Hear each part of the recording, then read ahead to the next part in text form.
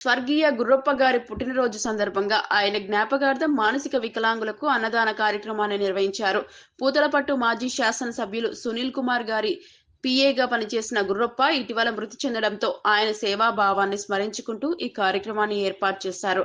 గుర్రప్ప గారి కుమారులు చక్రి, చందు ఆధ్వర్యంలో గంగవరం మండలంలోని మానసిక వికలాంగుల వసతి పునరావాస కేంద్రంలో సోమవారం ఈ అన్నదాన కార్యక్రమం జరిగింది. ఈ సందర్భంగా కేంద్రంలో నివసిస్తున్న 30 మంది మానసిక వికలాంగులు విద్యార్థులకు భోజనం వడ్డించి వారికి ఆత్మీయంగా సేవ చేశారు.